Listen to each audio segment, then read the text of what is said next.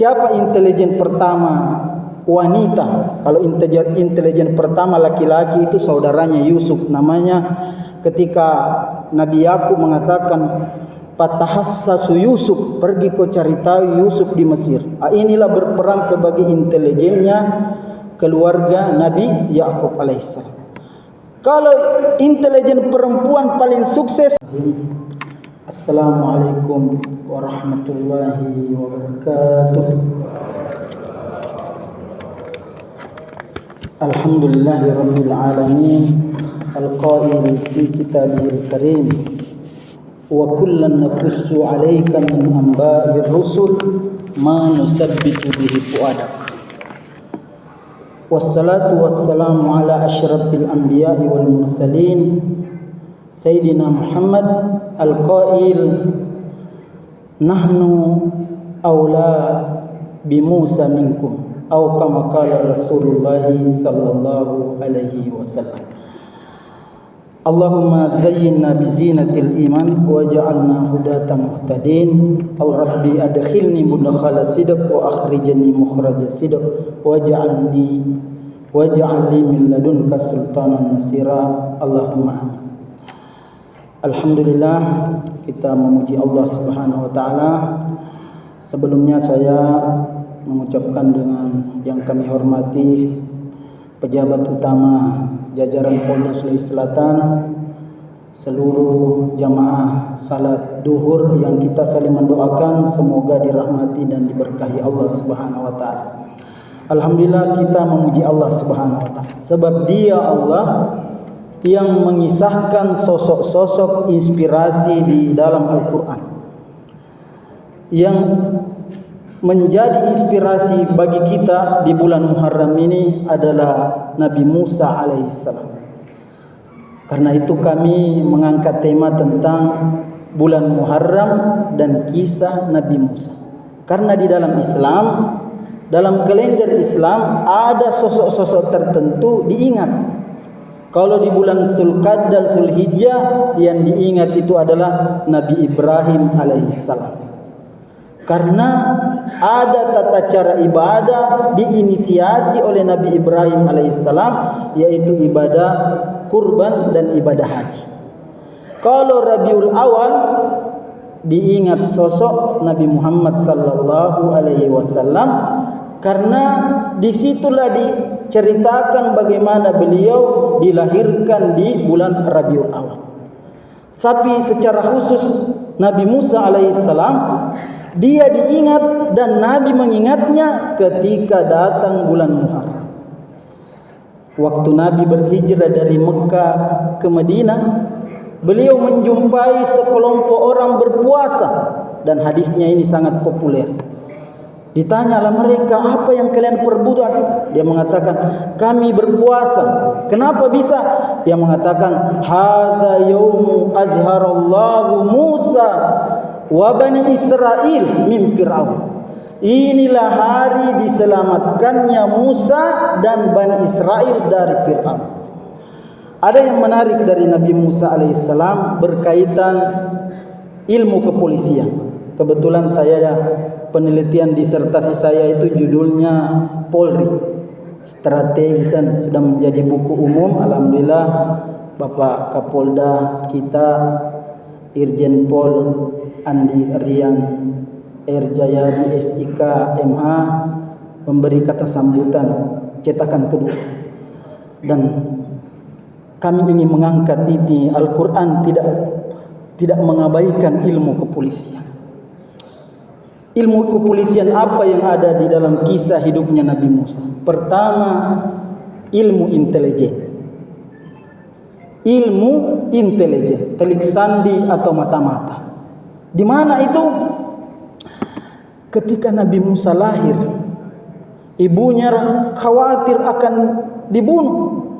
Wa auhayna ila ummi Musa an ardi'i fa idza khifti alayki fa alqihi fil yammi wa la takhafi wa la tahzani inna radduhu ilayki wa ja'iluhu minal mursalin. Ketika kami wahyukan kepada ibunya Musa, ardi'i, kasih menete itu putramu. kemudian letakkan dia di atas rakit, biarkan dia hanyut di bawah sungai Nil. Wala takhafi wala tahzani, jangan kamu takut, jangan bersedih. Inna radduhu ilaiki, ku kembalikan kau nanti itu kepadamu. Ini janjinya Allah. Menurut ulama tidak cukup 1 pekan janjinya Allah ini terrealisasi. Bilang ku kembalikan kau nanti itu Musa kepadamu, kasih hanyut dulu. Radduhu ilaiki wa jailuhu minal mursalin, dan ku jadikan dia seorang nabi. Siapa intelijen pertama wanita? Kalau intelijen pertama laki-laki itu saudaranya Yusuf. Namanya ketika Nabi Yakub mengatakan fatahassasu Yusuf, pergi kau cari tahu Yusuf di Mesir. Inilah berperan sebagai intelijennya keluarga Nabi Yakub alaihissalam. Kalau intelijen perempuan paling sukses namanya Maryam binti Imran. Maryam binti Imran, kakak tertuanya Musa alaihissalam, yang ketika ibunya mengatakan, ketika dia dihanyutkan, ibunya berkata begitu. Wa qalat li ukhtihi qussihi pabasurat an junubi wa hum la yash'urun. Ibunya Musa berkata kepada kakaknya Musa perempuan, Kusi, ikuti itu arahnya rakit adikmu itu. Kusi, pantau dari jauh. Ya, kusi. Pabasurat, perhatikan dari jauh. Anjunubi, junubin itu biasa kita dengar kalau malam Jumat ki. Tatajaba junubuhum anil madaji. Mereka jauh dari tempat tidur mereka, menjauhi tempat tidur karena bangun salat tahajud. Di sini juga menggunakan redaksi kalimat anjunubi. Dari jauh kau lihat itu adikmu bagaimana dia di atas sungai Nil. Wahum la yashurun, dan mereka tidak menyadari bahwa kamu punya tugas sebagai seorang intelijen, sebagai seorang mata-mata, perempuan paling sukses di muka bumi ini. Namanya Maryam binti Imran. Apa yang dilakukan ini Maryam binti Imran? Menarik sekali ini karena Masya Allah, Al-Quran ini ternyata tidak luput daripada kehidupan kita. Ini hal-hal yang sangat penting. Jadi di dalam kehidupan Nabi Musa itu ada 5 perempuan berperan besar dalam kehidupannya. Pertama, ibunya namanya Yabuca. Kemudian Asia istrinya Fir'aun. Yang ketiga Maryam binti Imran.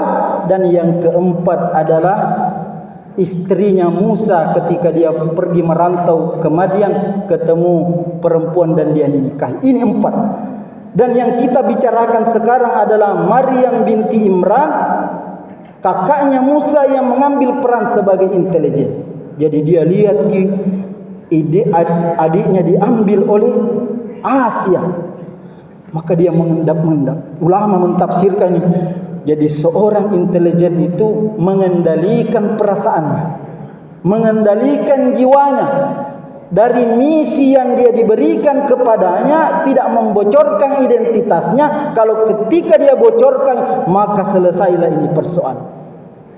Adiknya ini yang dihanyutkan, diambil Firaun, dia tidak mengatakan itu adikku. Dia menjaga perasaannya, dia mengendap-endap masuk. Dan disinilah Allah betul-betul men-setting keselamatan Musa. Ketika dia hanyut masuk di istananya Fir'aun, wa hamramna alaihil maradi'ah, kami haramkan Musa menetek, dicegah dia menetek kepada perempuan-perempuan istana. Tidak ada. Jadi gara-gara inilah mereka kasat kusut mencari perempuan, siapa yang bisa menyusukan ini anak yang dipungut di atas sungai. Maka apa yang dilakukan Asia, wanita salehah, dia menyuruh bersama dengan pembantunya, dia pergi ke pasar. Dan di sini ikut terus ini intelijen wanita tersukses ini, diikuti terus sampai dia melakukan, ada momentum yang tepat yang dalam ilmu intelijen ada namanya sabotase pemikiran. Dan baru saat ini ditemukan ilmu itu, ilmu sabotase pemikiran yang biasanya itu diamalkan biasanya sebagian media massa. Masuklah kakaknya Musa, dia mengatakan, hal adullukum ala ahli baiti ayyakuluhu, maukah aku tunjukkan kepadamu seorang keluarga yang bisa memberi dia air susu, memelihara dia. Di sini ulama mengatakan inilah kalimat teori sabotase pemikiran. Karena mengalihkan perhatiannya keluarganya Fir'aun, dia langsung bertanya kepadanya, wahai permaisuri, maukah aku tunjukkan kepada anda keluarga yang bisa memelihara? Maka diterimalah usulan ini. Dan disitulah Nabi Musa kembali kepada ibunya. Dan Allah berfirman bagaimana dia kembali. Allah paradadnahu ila ummihi kay taqarraha ainuha wa la tahzan wa liya'lama anna wa'dallahi haqq walakinna aktsarahum la ya'lamun. Ini ayat, 4 ayat di sebelumnya mengatakan kasih merakit dulu anakmu itu, kasih rakit. 4 ayat di perantaranya langsung dikatakan kami kembalikan ini ibunya Musa kepada ibunya agar dia tidak lagi bersedih hati. Allahu Akbar. Dan Allah mengatakan wa'dallahi haq, janji Allah itu benar.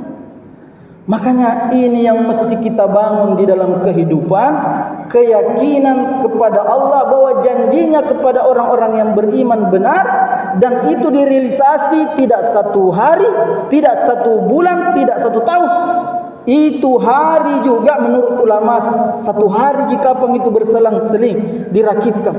Dan ilmu intelijen ini tidak bocor. Seandainya Al-Quran tidak membocorkan ini, tidak diketahui kita adiknya, kakaknya Musa menyamar jadi seorang, ya telik sandi masuk di istananya Fir'aun. Seandainya bukan Al-Quran yang memberikan kita informasi. Dan inilah yang kami maksud bahwa kisah Musa ini penuh dengan pelajaran. Karena di antara 25 nabi dan rasul di dalam Al-Quran, nabi yang paling banyak kisahnya adalah Nabi Musa. 126 kali disebut namanya di dalam Al-Quran. 126 kali. Nabi Muhammad itu hanya 4 kali disebut namanya di dalam Al-Quran. Muhammad, makana Muhammadun aba ahadin mir rijalikum. Tapi kalau Musa disebut Allah 156 kali. Inilah yang membuat Nabi Muhammad sukses. Beliau mengemban tugas. Karena orang yang pertama mendengarkan manfaat dari dikisahkannya Musa adalah Nabi Muhammad sallallahu alaihi wasallam, karena dia dengar langsung dari malaikat Jibril, sehingga persoalan hidup yang dihadapi Nabi bisa pecahkan karena ada dulu persamaannya kisah itu di zaman Nabi Musa hidup. Sehingga itu Allah banyak mengisahkan di dalam Al-Quran penggalan cerita hidup Nabi Musa alaihissalam.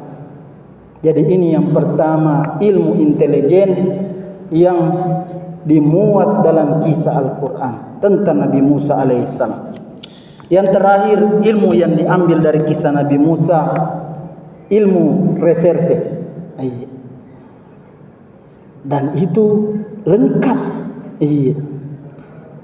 Ilmu penyidik. Allah berfirman, ada orang mati, orang kaya, tidak ada keturunannya. Orang kaya tidak ada keturunannya, tidak ada anaknya. Satu ji ahli warisnya, anaknya, saudaranya, yaitu keponakannya. Tiba-tiba di pagi hari ditemukan orang kaya itu tergeletak di depan pintu rumah salah seorang Bani Israel. Maka gegerlah waktu itu. Dan Allah gambarkan ini kehebohannya. Wa id qataltum nafsan fa'daratum fiha wallahu mukhrijum ma kuntum taktumun.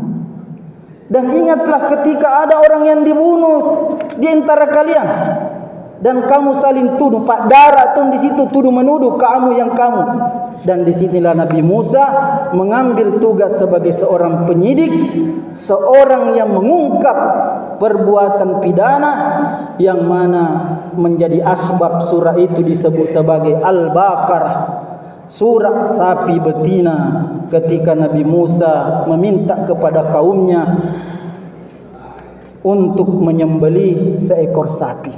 Penggalan kisahnya Nabi Musa mengatakan, ini Allah memerintahkan antasbahu baqarah, menyembelih sapi. Kemudian ini Bani Israel mengatakan, qala berkatalah kepada Tuhanmu, apakah warnanya sapi itu? Warna apa? Dan di sini mengandung pelajaran berbelit-belitnya, sukarnya, betapa sulitnya mengungkap kasus ini, kasus pembunuhan ini. Ia ketika Nabi Musa menyuruh mereka mencari sapi, mereka pulang balik bertanya, sapi apa yang disuruhkan kah? Suruh tangkap sapi warna kuning kah atau warna coklat kah? Kembali lagi dia, tidak, sapi itu warna kuning tua, tidak pernah digembalakan, tidak pernah dipakai untuk membajak sawah, dan dia tidak ada cacatnya. Seandainya dia mengatakan, ulama mengatakan, seandainya dia tidak mengatakan insya Allah, maka dia tidak akan pernah ketemu sapi itu. Tapi dia mengatakan insya Allah, inilah waktunya, inilah sapi yang dicari-cari. Dan di sini saya memohon, ada ilmu di sini mengungkap kasus. Saya sudah lama pernah menulis apa hubungannya orang mati dengan badannya sapi. Karena di situ ayat mengatakan pada ribuhu, setelah disembelih itu sapi, Allah memerintahkan pada ribuhu, pukulkan sebagian anggota badannya sapi itu kepada mayit, dan dia akan berbicara, fahyuhyil mauta, menghidupkan yang mati. Di sini kan menghidupkan yang mati banyak, seperti ilmu DNA, ilmu mengungkap sidik jari, itu kan yang berbicara dia. Dan apa hubungannya dengan sapi, dengan media sapi, dengan mayat yang mati? Bagaimana ini bisa mengungkapkan? Saya tidak bisa menjawab. Mohon kalau ada yang bagian dokes atau apa, mungkin bisa nanti mengungkap ini, karena pasti Al-Quran ini mengandung banyak pelajaran, karena ini kisah tentang pengungkapan suatu kasus yang menyebabkan jadi perhatian. Allah menyebut juga surah ini sebagai Al-Baqarah karena sapi itulah yang dipakai mengungkap kasus pembunuhan, yang ternyata pembunuhnya jamaah salat duhur rahimakumullah, keponakannya sendiri itu orang kaya. Bilangi, ketika dia dipukulkan, di situ di Al-Quran mengatakan bahwa yang membunuh saya adalah keponakanku sendiri. Dia mengincar harta pamannya itu, dia tidak sabar, dia tergedesak bisikan setan sehingga melakukan perbuatan 338 atau 340. Mudah-mudahan ada berkahnya. Sekian, terima kasih atas perhatiannya. Kita tutup dengan doa berjamaah. Bismillahirrahmanirrahim. Allahumma inna nas'aluka bi asma'ikal husna wa sifatikal ula an taj'ala jam'ana hadza jam'an marhuma wa tafarruqana min ba'di hadza tafarruqan ma'suma. Allahumma qsim lana min khasyatika ma tahulu bihi bainana wa baina ma'siyatik, wa min ta'atika ma tuballighuna bihi jannatak, wa min al-yaqini ma tuhawwinu bihi alaina masa'ibad dunya. Allahumma matti'na bi asma'ina wa absarina ma ahyaitana waj'alhu waritha minna waj'al tha'rana 'ala man zalamana wansurna 'ala man 'adana wa la taj'al musibatana fi dinina wa la taj'alid dunya akbar hammina wa la mablagha ilmina wa la tusallit 'alaina man la yaqabuka fina wa la yarhamuna. Rabbana adkhilna mudkhala sidq wa akhrijna mukhraja sidq waj'alna min ladunka sultanan nasira. Allahumma ighfir lana wa liwalidina warhamhum kama rabbawna sigara. Rabbana atina fid dunya hasanah wa fil akhirati hasanah wa qina adzabannar. Wa sallallahu ala sayidina Muhammad wa ala alihi washabbihi wasallam. Subhana rabbaka rabbil izzati amma yasifun wa salamun alal mursalin walhamdulillahi rabbil alamin. Assalamualaikum warahmatullahi wabarakatuh.